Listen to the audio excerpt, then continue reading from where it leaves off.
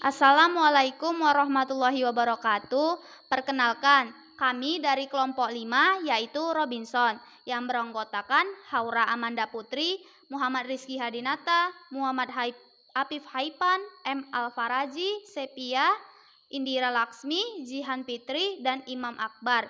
Kami dari kelas HUT 3B. Di sini kami akan menjelaskan 17 alat-alat BMKG, yaitu sebagai berikut. Gen Belani merupakan alat pencatat intensitas cahaya matahari.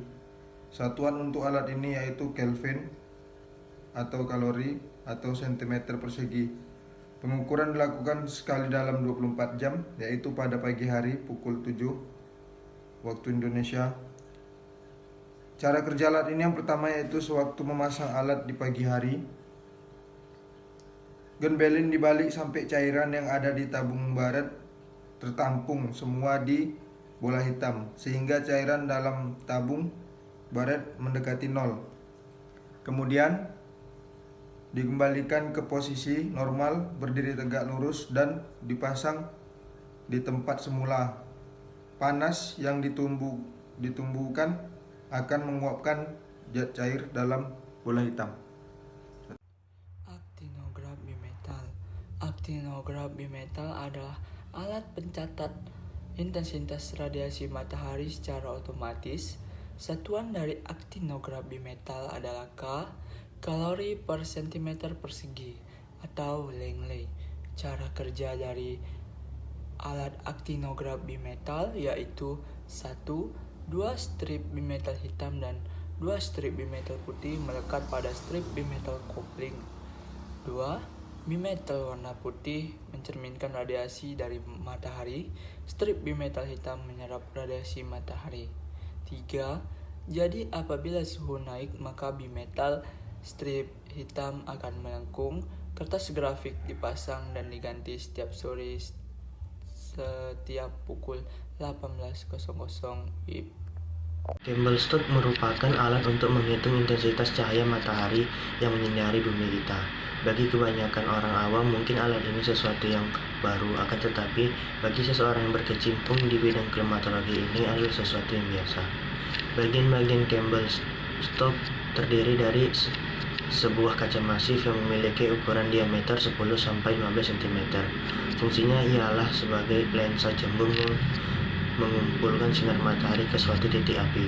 Fungsinya sama seperti loop. Bagian kedua terdiri dari kertas pias yang terbuat dari karton berwarna gelap yang mudah terbakar dan berfungsi sebagai indikator lambatnya cahaya matahari menyinari kita. Kertas pias ini juga dilengkapi dengan skala jam. Kertas pias ini terdiri dari 3, yaitu kertas pias dengan lengkung panjang, lurus, dan lengkung pendek. Masing-masing kertas pias memiliki fungsi yang sama. Tujuannya hanya untuk menyesuaikan letak kedudukan matahari. Cara kerja candlestick ialah 1. Candlestick diletakkan di ruang terbuka dengan pondasi boton di bawahnya. Alat ini diletakkan di atas ketinggian 120 cm. 2. Alat ini akan menyerap sinar matahari lalu memfokuskannya pada satu titik pada kertas bias. 3. Fokus cahaya tersebut akan membakar kertas bias. Efeknya tidak seperti kertas yang terbakar api, akan tetapi hanya memberikan efek berlubang pada kertas. 4. Kertas bias terbakar dapat menunjukkan lamanya intensitas matahari. 5. Lamanya intensitas matahari dapat dilihat dari skala jam yang tersedia di kertas bias. 6. Panjang lubang pada kertas bias disinkronkan dengan skala jam, maka kita dapat melihat berapa lama cahaya matahari bersinar. Alat yang keempat, psikometer standar. Berfungsi sebagai alat pengukur suhu udara dan kelembapan udara. Alat ini ditempat di dalam semacam sangkar atau kurungan berbahan kayu yang didesain sudah diatur sedemikian rupa. Cara kerja: pada prinsipnya alat ini hampir sama dengan termometer bola basah. Yang membedakan hanya pada cara kerjanya. Alat ini bekerja melalui proses pembuatan.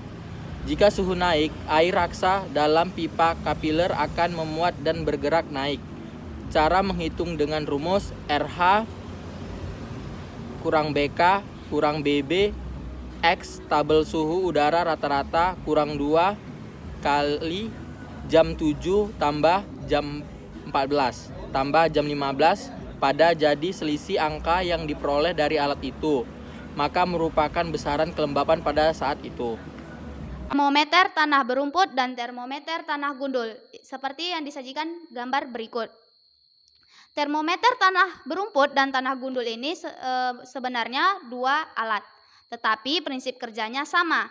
Termometer tanah berumput dan tanah gundul ini memiliki prinsip yang hampir sama dengan termometer biasa, hanya bentuk termometer dan panjang termometernya yang berbeda.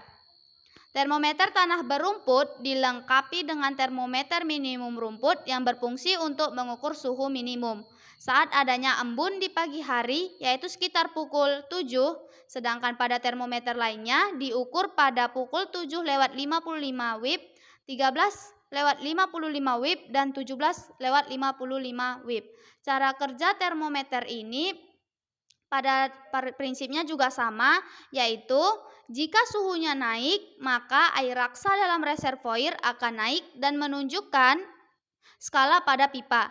Aplikasi pada pertanian, kita dapat mengetahui dengan mudah jenis tanaman yang dapat tumbuh seperti tanaman yang berumur pendek, misalnya kacang-kacangan, padi, dan berbagai jenis tanaman yang cocok untuk tanah gundul dan tanah berumput. Lalu yang keenam ada barometer. Barometer ialah alat untuk mengukur tekanan udara dengan satuan milibar. Seperti yang terlihat di gambar, tabungnya berisi air raksa yang dilengkapi termometer untuk mengetahui suhu udara dalam ruang. Alat ini tidak boleh terkena sinar matahari dan angin secara langsung. Dipasang dengan cara tegak lurus pada dinding yang kuat, tinggi bejana 1 meter dari lantai. Cara kerjanya ialah untuk jenis air raksa harus diletakkan pada ketinggian lebih dari 300 meter dan jangan diletakkan di tempat yang cukup tinggi. Kemudian harus mengkalibrasinya terlebih dahulu. Letakkan di ruangan yang kering, tertutup, atau terhindar dari sinar matahari dan tidak terdapat pendingin atau penghangat ruangan. Suhu yang terlalu dingin dan panas dapat mempengaruhi kinerja alat ini. Cara kerja barometer ini akan berbunyi secara otomatis jika tekanan air raksanya naik. Barograf adalah alat untuk mengukur tekanan udara yang dapat merekam sendiri hasil pengukurannya. Barograf ini merupakan alat ukur kecepatan angin dengan satuannya knots, yaitu diumpamakan 1 knot sama dengan 1,8 km per jam. Barograf mempunyai prinsip barometer aneroid. Hanya pada barograf, jarum penunjuk diganti dengan sebuah tangkai pencatat dan skala tekanan udaranya diganti dengan sebuah silinder yang dapat berputar sendiri. Cara pengoperasian barograf: yang pertama, siapkan alat barograf. Yang kedua, isi pena dengan tinta. Yang ketiga, putar pesawat jamnya. Yang keempat, amati tekanan udara pada barograf. Yang kelima, catat hasilnya. Dan yang keenam, hitung tekanan udara sebenarnya dengan cara menambah koreksi barograf, yaitu antara lain koreksi tinggi, koreksi indeks, dan lain-lain. Kelemahan dan kelebihan pada barograf. Kalau kelemahannya itu pengaplikasiannya menghubungkan beberapa kapsul dengan sebuah pena untuk membuat track dan khususnya hanya untuk merekam data. Yang kedua, kelemahannya itu butuh kemampuan instalisasi. Yang ketiga, rentan terhadap kesalahan teknis alat, baik itu baterai, tinta, kertas grafik, dan lain-lain sebagainya. Dan yang terakhir, bila alat ini tidak diputar, maka akan mati. Penanya pun harus selalu diisi tintanya setiap hari. Begitu pula dengan kelebihannya, yaitu bisa langsung mengetahui jam berapa terjadinya tekanan maksimum dan jam berapa terjadi tekanan minimum. Yang kedua, ada tercatat dengan tipe grafik, kemudian sensitif, dan yang terakhir portable atau mudah dibawa. Spesifikasi umum yang terdapat pada barograf yaitu yang pertama, sensor pegas. Yang kedua, dapat mengukur tekanan 705 sampai 1045 mmHg. Yang ketiga, dapat mengukur tekanan udara untuk 32 hari. Dan yang terakhir yaitu data tercatat dengan tipe grafik yang mudah dibaca. Kemudian, alat yang ke-8, wind force. Windforce adalah sebuah alat yang digunakan untuk mencatat arah dan kecepatan angin sesaat. Windforce adalah pengukur kecepatan rata-rata angin yang berbentuk speedometer. Satuan kecepatan angin adalah knot. 1 knot sama dengan 1,8 km per jam. Kecepatan angin sesaat diperkirakan dari gerakan lempeng logam atau plat. Alat ini berada pada ketinggian 2-15 meter. Nah, cara kerja Windforce adalah dengan berputarnya 3 mangkok yang tertiup angin. Yang semakin cepat mangkok ditiup angin, maka akan semakin cepat perputarannya. Termohigraf adalah alat pencatat suhu udara dan kelembapan udara atau nisbi. Satuan untuk alat ini yaitu derajat Celcius dan persentase. Untuk alat kerja ini yang pertama, sensor suhu terbuat dari logam. Bila udara panas logam memuai dan menggerakkan pena ke atas. Bila udara dingin menggerakkan pena turun. Yang kedua, sensor kelembapan udara terbuat dari rambut manusia berwarna pirang. Bila udara basah, rambut memanjang dan bila udara kering, rambut memendek. Open fan evaporimeter. Open fan evaporimeter yaitu alat pengukur penguapan air secara langsung yang satuannya yaitu milimeter atau mm. Alat ini dilengkapi dengan termometer air 6 Bellani atau termometer apung serta cup counter anemometer yaitu setinggi 0,5 meter. Cara kerja dari alat open fan evaporimeter ini yaitu putar hook gauk secara hingga ujung kaitannya bersinggungan dengan permukaan air dalam steel well.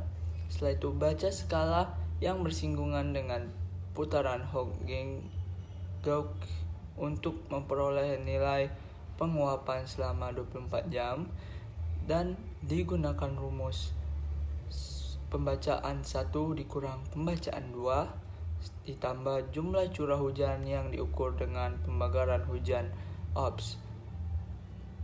Alat ini juga memiliki keterangan pembacaan 1 yaitu pembacaan skala hook gauk pada jam 7 kemarin, pembacaan 2 pembacaan skala hook gauk pada jam 7 hari ini.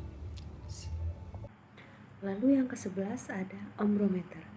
Ombrometer merupakan sebuah alat yang pada umumnya digunakan untuk mengukur tekanan udara. Pada dasarnya, barometer digunakan dalam menentukan atau memprediksi keadaan cuaca yang akan terjadi, di mana tekanan udara yang tinggi menandakan cuaca yang bersahabat. Sedangkan tekanan udara rendah menandakan kemungkinan akan terjadinya badai. Jenis-jenis barometer ialah barometer air raksa atau merkuri. Ketika tekanan atmosfer turun, kolom merkuri dalam tabung kaca juga turun. Fenomena yang menandakan potensi badai. Saat badai berlalu, maka pada level merkuri juga akan mulai naik seiring dengan tekanan pada atmosfer yang naik. Selanjutnya ada barometer air. Ketika tekanan atmosfer rendah, maka level air pada cerat juga perlahan akan ikut naik melebihi permukaan air dalam wadah kaca tersebut. Namun, jika level air pada cerat turun, maka tekanan pada atmosfer pun akan berubah menjadi lebih tinggi. Selanjutnya ada barometer aneroid. Barometer aneroid ini terbuat dari paduan berilium dan tembaga. Wadah kemudian disegel setelah udara dikosongkan. Selanjutnya ada barograf. Merupakan jenis barometer aneroid, namun tidak hanya melakukan pembacaan, melainkan juga merekam hasil pencatatan selama periode waktu tertentu. Barograf mampu membaca perubahan pada tekanan atmosfer seperti barometer aneroid. Sedangkan lengan pena mampu mencatat hasil pengukuran pada kertas atau media. Alat ini terdiri dari logam yang berbentuk silinder. Logam tersebut mempunyai lengan yang berfungsi sebagai pena. Selanjutnya ada digital barometer. Di zaman modern ini, stasiun cuaca tidak lagi menggunakan barometer konvensional. Hal tersebut dikarenakan untuk lebih mudah dalam memperoleh hasil yang lebih akurat, efektif, serta efisien. Makanya barometer digital lebih banyak digunakan pada saat ini. Seperti yang terlihat di gambar, permukaan mulut corong harus benar-benar horizontal dan dipasang pada ketinggian 120 cm dari permukaan tanah.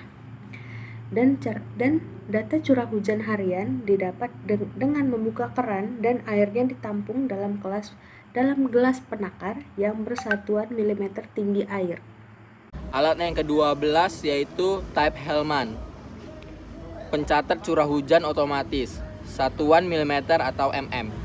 Cara kerjanya yaitu yang pertama, setiap terjadi hujan air akan masuk ke corong kemudian disalurkan ke pelampung sehingga membuat pena naik dan membuat grafik pada kertas pias. Yang kedua, jika curah hujan mencapai 10 mm atau lebih, maka pena menunjukkan angka 10 mm sebagai angka maksimal. Kemudian air akan tumpah dari pelampung melalui pipa Havel dan pena akan turun ke angka 0. Lisimeter. Berikut gambar lisimeter. Lisimeter, alat ini berguna untuk mengukur penguapan air di dalam tanah, yang mana di tanah tempat pengujian tersebut terdapat beberapa jenis tanah dengan keadaan permukaan yang berbeda, seperti permukaan satu dengan yang lain. Ada yang terdapat tanah kosong atau disebut bare land, tanah yang ditanami rumput, tanah yang ditanami pepohonan kecil, dan bisa juga tanah berpasir. Cara kerja lisimeter ini yaitu tiap pagi, kira-kira pukul 7 atau pukul 8 waktu setempat, atau berpedoman sebelum matahari terlalu tinggi juga bisa. Tuang air pada masing-masing tanah pengujian sebanyak 8 liter air. Setelah itu, tunggu sampai 24 jam. Ambil air melalui keran yang berada di bagian bawah dan kemudian dilakukan pengukuran berapa liter jumlah air yang meluap atau sisa air. Automatic rain sampler yaitu merupakan alat yang berfungsi untuk mengambil sampel air hujan. Cara kerjanya itu jika terjadi hujan, maka sensor akan memberikan trigger kepada sistem kontrol untuk membuka tutup tempat penampungan air yang digerakkan oleh motor listrik. Selama hujan, penutup tersebut tetap terbuka. Kemudian setelah hujan berhenti, maka penutup akan bergerak ke posisi semula tersebut. Alat yang ke-15, High Volume Sampler. High Volume Sampler adalah alat yang digunakan untuk mengukur kualitas udara di suatu wilayah yang memiliki kemampuan untuk menghisap debu dengan ukuran 2,5 mikron dan 10 mikron yang ditampung pada kertas filter dengan motor putaran berkecepatan tinggi. High Volume Sampler digunakan untuk mengukur konsentrasi debu, konsentrasi SO2, NO2, dan ozon permukaan yang bertujuan untuk mengukur kualitas udara di suatu wilayah pada periode tertentu. Nah, cara kerja high volume sampler adalah udara yang mengandung partikel debu dihisap mengalir melalui kertas filter dengan menggunakan motor. Kemudian debu akan menempel pada kertas filter, yang nantinya akan diukur konsentrasinya dengan cara kertas filter tersebut ditimbang sebelum dan sesudah disampling. Solarimeter adalah alat untuk mengukur intensitas radiasi matahari secara otomatis, yaitu satuannya per cm3. Radiasi matahari. Intensitas radiasi matahari yang diukur meliputi radiasi global, radiasi langsung, dan radiasi baur. Cara kerja alat ini yaitu alat dipasang di tempat terbuka sehingga sinar matahari tidak terhalang oleh pohon atau benda lain. Solarimeter ini dipasang dengan tidak ada halangan ke arah timur maupun barat, karena merupakan arah terbit dan tenggelamnya matahari. Kelemahan alat ini yaitu saat interpretasi hasil pengukuran oleh orang yang berbeda dapat menunjukkan perbedaan sampai 5% lama penyinaran mataharinya. Alat yang ke-17 yaitu termometer 10 meter. Namanya saja termometer 10 meter. Tentu termometer ini mempunyai ketinggian 10 meter. Ketinggian ini sudah standar dari WMO, World Meteorological Organization. Alat ini di atas berfungsi mengukur kecepatan angin. Cara kerjanya adalah angin yang bertiup akan menggerakkan kap dan mengarahkan wingpin ke arah mata angin. Terima kasih. Sekianlah pengenalan alat-alat BMKG dari kelompok 5 yaitu Robinson. Sampai jumpa lagi. See you soon. Assalamualaikum warahmatullahi wabarakatuh. Bye bye.